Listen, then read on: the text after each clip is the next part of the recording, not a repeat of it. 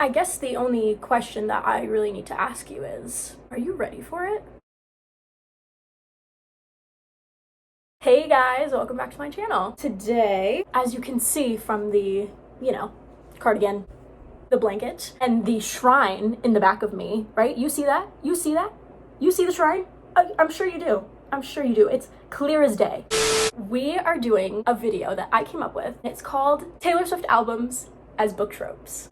I am so excited. The video combines two of my all-time favorite things, Miss Taylor Allison Swift and books. Today we're going to be going through every single one of Taylor Swift's albums. I'm going to tell you from the vibe of the album and the songs on the album, which book tropes I feel like would fit for this album. So I will be mentioning like 3 or 4 different ones. If you guys have any suggestions of what you think I could have added for each of the albums, or what you think could have been replaced, taken out. Oh, okay, I'm going to do like a question of the video. The question of the video is, what is your all-time favorite Taylor Swift song? I will go first. Okay, there's like a trifecta of 3 songs that are my favorite and they're all on the same album, but it's Betty, This Is Me Trying, and My Tears Ricochet. Those are my 3 all-time favorite songs by her. I can't rank them, they need to be on the same line together. I thought it would be a fun video to do since the Eras Tour concert film just went onto Disney+.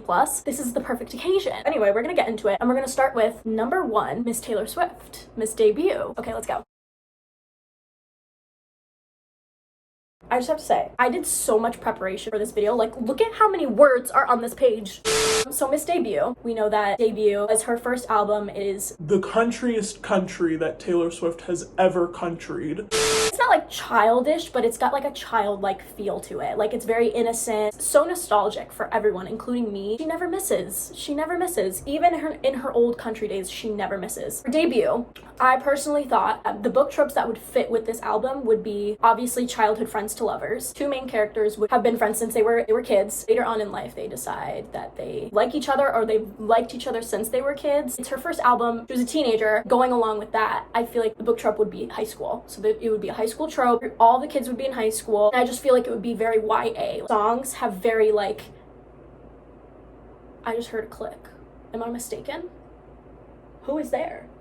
I just feel like there's a lot of childlike innocence in this album, which is why it's so good. Like, it's so good. Like, later on in her other albums, she talks about emotions that are a lot deeper, and I just feel like with this one, she's just kind of like, oh, like, I'm falling in love, I'm getting heartbroken, but like, it's fine because, I'm in high school, there's so much world ahead of me. But at the same time, there's songs like A Place in This World, which is like, oh my god, I'm so young, and yet I have no idea where my life is gonna go. Just songs that kind of inspired the book tropes that I listed were songs like Mary's Song. So Mary's Song is a very childhood friends to lovers song. We got songs like Teardrops on My Guitar, Should Have Said No, Our Song. Like, it's just very YA. It's so YA. And then the other book trope would be like the cowboy book trope. Characters would be, wear cowboy boots and ride on horses, because that is just the feel that I get from this album. Songs like Tim McGraw, other songs too that just give like the very yeehaw type feel. Yeah, that's pretty much it for that.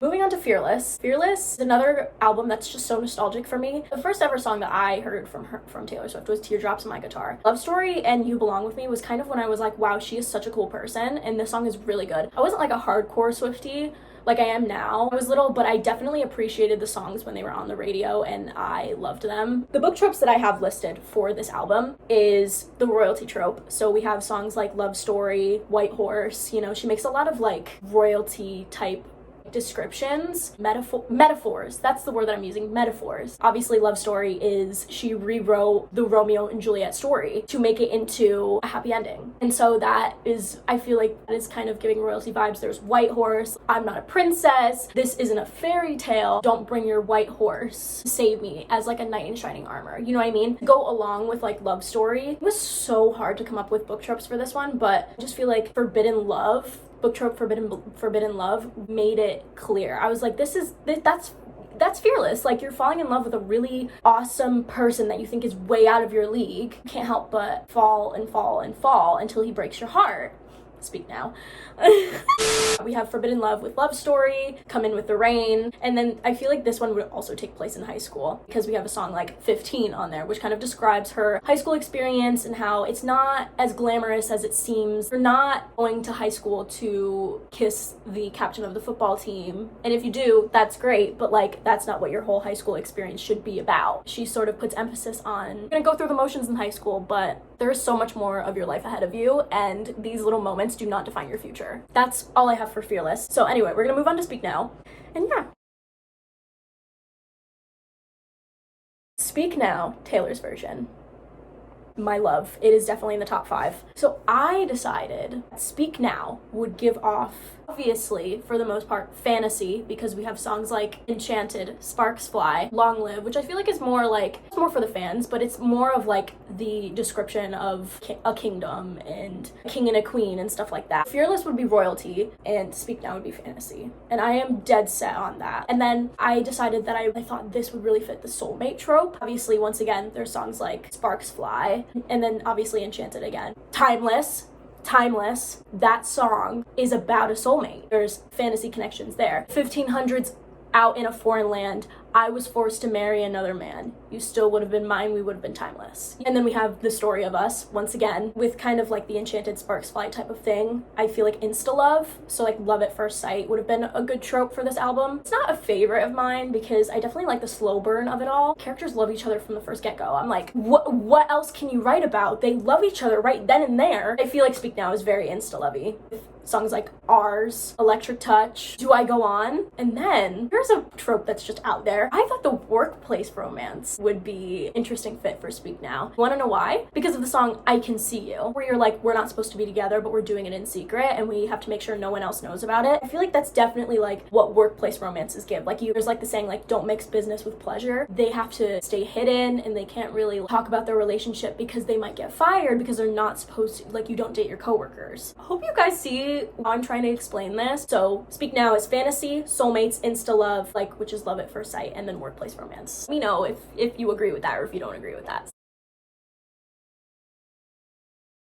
And then we have Misread Taylor's version. This was so unbelievably difficult to find book tropes. The main one that I could find was Second Chance Romance. But the Second Chance Romance would be like, she's heartbroken and she finds someone different. So you know how usually second chance romance is like, oh, like you're heartbroken, but then you fall in love with the same person at the end. I feel like with this one, it's like she falls in love with this really toxic person and she gets her heart broken and then she falls in love with a different person. That's what I mean by second chance romance. So it's like second chance romance for her and not for him. So obviously with songs like Begin Again and Treacherous. I thought of maybe the bad boy good girl trope because, you know, of songs like I Knew You Were Trouble. So like I knew you were bad boy, like, oh my god, he's so toxic, but like I still want to be with him. That type of thing. And there's other songs like Starlight, Message in a Bottle, The Very First Night. Then, this is like a micro trope. I decided that maybe a book trope that would go well with this would be like he or she swore off relationships but then meets this person and was like, oh my god, like maybe I don't swear off relationships completely. So and I thought of like All Too Well, so like a love that was just so big and so grand but then it ended in heartbreak and you swore off relationships because of that big huge love that you had in your life. He broke my heart, so I don't want to be in a relationship anymore because it was just so like catastrophic. And I have unrequited love, like this person doesn't love you in return, and obviously I thought of All Too Well with that too. So when I was listening to All Too Well, I was like, okay, this is definitely a love that was not reciprocated, or it was reciprocated but not in the healthiest way. So for Red, we have second chance romance with a different person, bad boy good girl, swore off relationships, and oh my god, I can't say this word, unrequited love. Unrequited?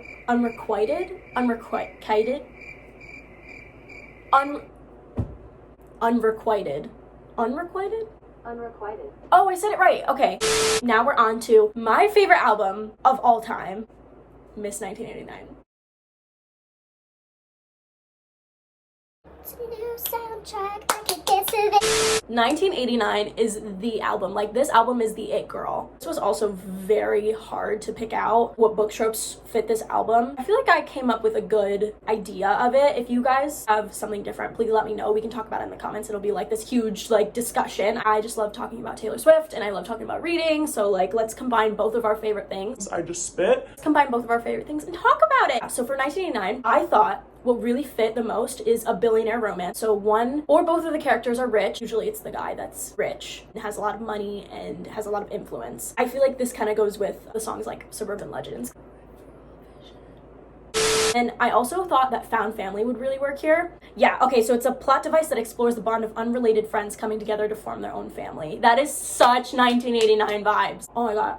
There's hair stuck in my lip. So like basically all the characters who are not related come together and they form their own family. That is so 1989, because the way that Taylor was describing 1989 is this like fun pop album about like hanging out with your friends and having a blast and making memories, you know, with the underside of getting into a toxic relationship. But that's besides the point. Harry Styles. So when I first thought of found family, I thought of the song Welcome to New York, because it's basically what Taylor described 1989 as. You're going to a new city, there's so many possibilities, you're making friends, you're going out with your friends, you're having fun, you're having the time of your life. You're in your 20s, you're just making memories. Welcome to New York was what really influenced me to choose found family as a trope for 1989. And then I personally thought this fit just by the way that she described her and Harry's relationship, which is either friends with benefits or toxic love. As you can tell from the way that she wrote, from her perspective, their relationship was extremely toxic. Like, they were very on and off, hot and cold, that sort of thing. So she described their relationship in a bunch of songs, but, you know, for this particular example, for this sort of trope of friends with benefits / toxic love, really thought that these songs, so Style, Now That We Don't Talk, Wonderland, Is It Over Now, really influenced me to choose that book trope for this album. Yeah,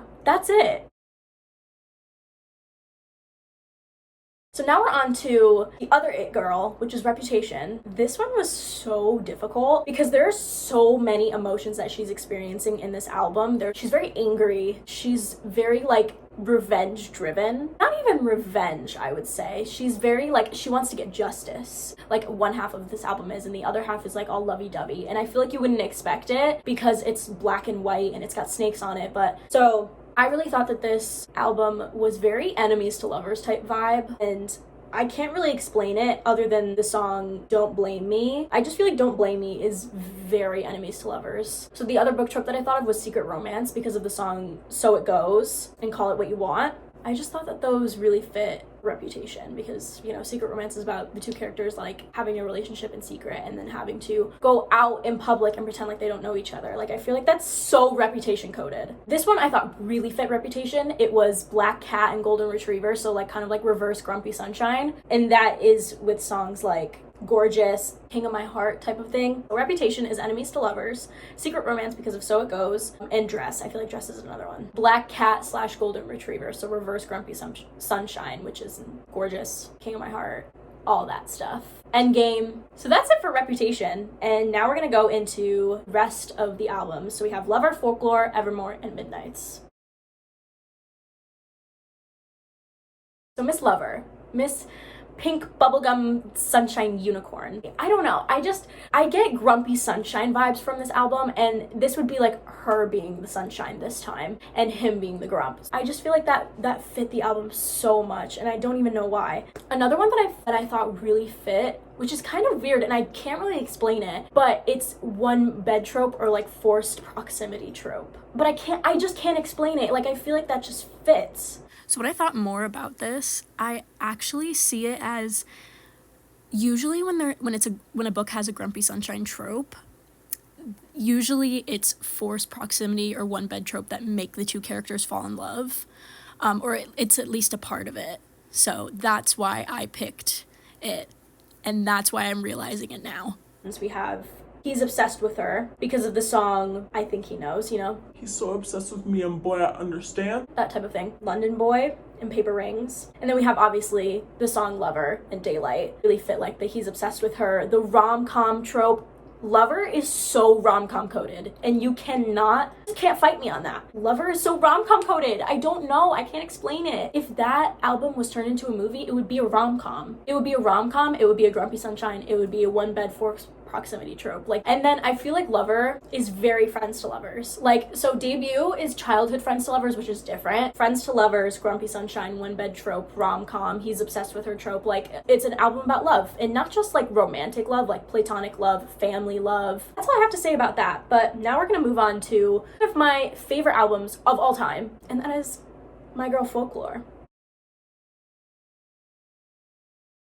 So, Folklore was Taylor's first pandemic album. I remember listening to this album in 2020 and I don't think I appreciated Folklore as much as I do now. This and Evermore are lyrically her best albums of all time. Like she outdid herself with all her other albums. Like, she experimented with a new genre, she experimented with a new way of writing, she experimented not writing autobiographical. Obviously, the most obvious book trope of all time.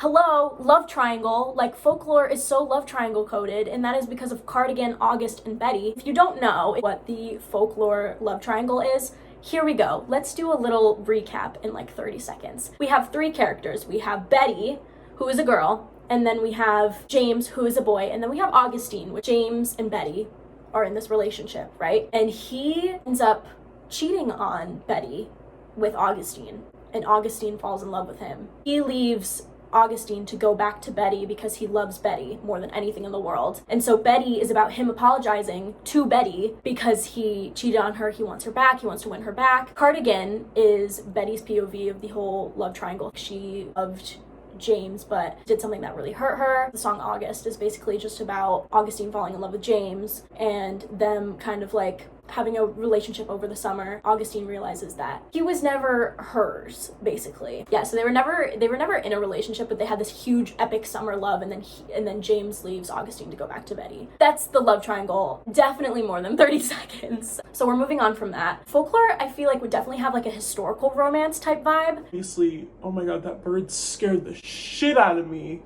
Because of The Last Great American Dynasty, which is about, Rebecca Harkness, which was the former owner of her Watch Hill, Rhode Island house. With Folklore being my favorite album, I felt that these two tropes really worked with some of the songs that were on there. So Right Person, Wrong Time, I feel like definitely made sense because of the songs like Peace. Oh my god, Peace destroys me every time I listen to it. Would it be enough if I could never give you peace? I just die. Every time I hear that, Here's the trope, Secret Love, which I felt was very obvious from the song Illicit Affairs. That's pretty much it. So now we're gonna move on to Folklore's sister album, which is Evermore.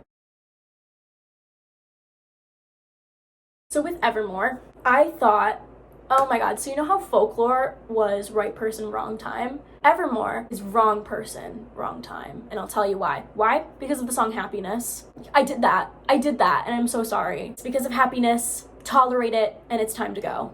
And I feel like out of all the albums that Taylor Swift has, the only album that I think would be a mystery would be Evermore, because of No Body, No Crime. One of the main characters disappears. No one knows what happened with her, but suddenly her husband has a new wife, has like a new mistress or whatever, has brand new tires. It's like kind of like who did it type vibe. I felt Evermore would obviously be, it's a microtrope, but it's like the rejected proposal microtrope, and that would be because of Champagne Problems, which is essentially a song about a rejected proposal. Then I also feel like the popular boy and shy girl trope would work for Evermore because of the song Gold Rush. So Evermore, Wrong Person, Wrong Time because of Happiness, It's Time to Go, Tolerate It, Coney Island, and Right Where You Left Me. How could I forget Right Where You Left Me? So, and then Mystery because of No Body, No Crime, Rejected Proposal, Champagne Problems, and then Popular Boy, Shy Girl can be explained through Gold Rush. We're moving on to Midnights, which is Taylor's latest album, except for the Tortured Poets Department, which is coming out April 19th. Then we have one more left, which is Midnights. Midnights was really hard. It was so difficult to figure out which book tropes fit this album, and I feel like I came up with a good list. So Midnights I thought was a very like celebrity, One of Us is Famous type book trope because of songs like Bejeweled and Lavender Haze. I cannot stand this. Do you see it keep falling off my shoulder? That is bugging me. And then I thought this was kind of an interesting topic, but I will explain myself when I say it. But I thought Midnights was very she falls first, he falls harder. I thought that you could explain that with the song Mastermind. Like, she was in love with him first, and then she made like this plot to get him to love her as much as she loves him, maybe even more. Glitch, Paris, Snow on the Beach, Labyrinth, Sweet Nothing. Mostly for the she falls first, he falls harder could be explained through Mastermind. You know, others are kind of like, like it could be connected, but it's not. I just feel like Mastermind is like, that's what's going on, that's what's happening. Out of all the albums that Taylor Swift has ever made, Midnight's would have the cheating trope. I'm so sorry, but Midnight's would have the cheating trope. I feel like Reputation could have the cheating trope with Getaway Car, but I feel like it would be more obvious with Midnight's because of High Infidelity. I just feel like in itself, Midnight's would have the cheating trope because of High Infidelity. I'm so sorry to say that. I'm so sorry because I know that cheating trope, literally no one likes cheating trope. I'm so sorry. Please forgive me. If you like Midnight's, it does not mean you're gonna be a cheater, okay? It just means that if Midnight's was made into a book, it would most likely have the cheating trope. You want some flowers? What's your favorite flower? You like some tulips, some daffodils, some roses. I feel like roses are kind of cliche, but since we're talking about book tropes, you like daisies? I like daisies. Just let me know. Let me send you some flowers so, you know, I can repay you for insulting your favorite album. I'm so sorry. Taylor, I love you. Taylor, I love you. This means nothing personal. Okay, anyway.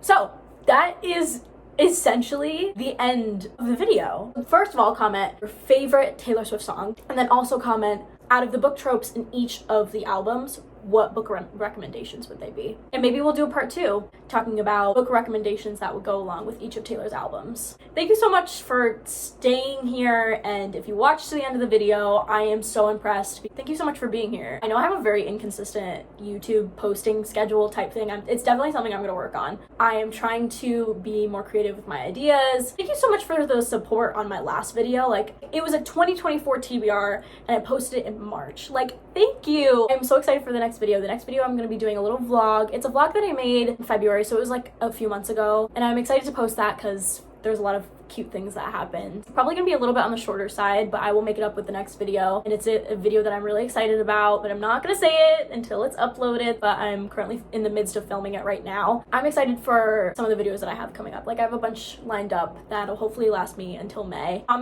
Comment your favorite Taylor Swift songs so we can talk about it, and comment book recommendations that would fit all the book tropes that I described for each of Taylor Swift albums. Do it now. I'll wait. Did you do it? If you didn't, we're gonna need to have a chat out the door. We're gonna have a chat. I'm gonna leave now and stop talking so that, you know, you can enjoy your peace after this video. I'll see you guys in my next video. Bye.